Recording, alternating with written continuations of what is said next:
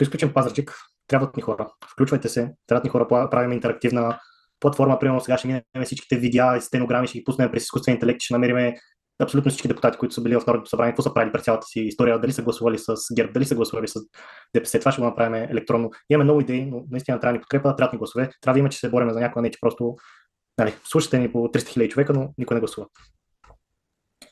Връщаме се към Северна България. Кой е виновен за това, че е забранено напояването от Дънова и за цялата политика за фалиране на земеделци в Северна България? Кой е виновен за това и как ще го прави? Ще остава някой да отговори от координаторите. Заповядайте, който иска. Извинявам се, само ще допълня, че все пак Дунава има определени международни спогодби, но там напояването не е включено по начина, по който питате. Разкажете за тях, защото повече хора не разбират, включително и аз, който още съм запознат. Вижте, не е, пак ще отговоря малко по-така обрано, не в детайли, не технически. Има целенасочена политика в България земеделието да не работи. Аз съм участвал в правенето на... Не съм участвал, съм го ръководил и под мое ръководство е написан Генералният транспортен план на България. И за мое голямо щастие и късмет обиколих няколко пъти цяла България отгоре с хеликоптери, съм я разглеждал като на една педя земя. Между другото, приказката, че България е една педя земя, е абсолютно верна, защото като обиколите с хеликоптер, разбирате колко е малка. Това, което видях, беше потресаващо. Села без коли, един трактор. Никъде никакви басейни по селата.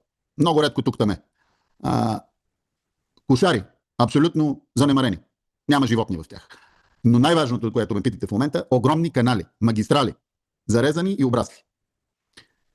Знаете, че нарезаха и големите тръби за водоснабдяване. Там Харизанов, дето го биха с тръби и винкели предхода му един ден, преди да стане толкова известен политолог, пазител на гербаджиите. Всичко е направено още от комунизма. Начинът това нещо да се възстанови единия е изчистване на каналите и събиране на 7-те институции, които управляват водите и използване за напоителни системи, за да могат хората да имат вода, за да си поливат градинките и да развиват земеделие. И другото нещо, което съм се опитвал, но за съжаление не можах да направя, това са гравитачните тръби, които се правят от найлон. Имат 150 години гаранция. Тези тръбички се правят от 3 мм до 3 метра. Тоест от венозно, тези за еднократно ползване системите използват тези тръбички, като машините от найлон правят до 3 метра диаметър. Тези гравитачни тръби могат да почнат да се поставят не в Ицкопи, а в тези въпроси.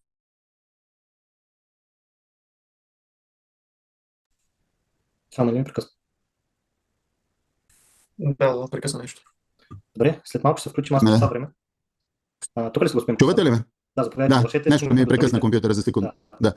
Тези гравитачни тръби могат да се поставят в тези готови корита, ако се изчистят, и вместо да текат в едно бетонно корито на открито, да текат вътре в тези тръби. Няма да повярвате, една такава машина, която прави тези corrugated pipe се наричат, т.е. те имат отвънка са като хармоника, вътре имат друг пласт, който е бял и много фин, за да не задържа бактерии по него. Една машина е 5 милиона.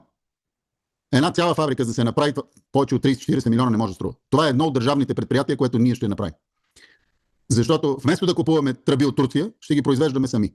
Тези тръби в по-малък диаметър, 40 до 70 см, могат да се използват за канали на магистралите. В България няма оттичане между двете ленти в двете посоки. Тоест, така е направен пътя, че някой път се събират локви по средата между двете платна и стават катастрофи. Също така, когато сложиш такива тръби, за да поемаш водата, вътре не могат да влизат много кал и да растат бурени, както растат канавките отстрани, както ги затрупат отстрани.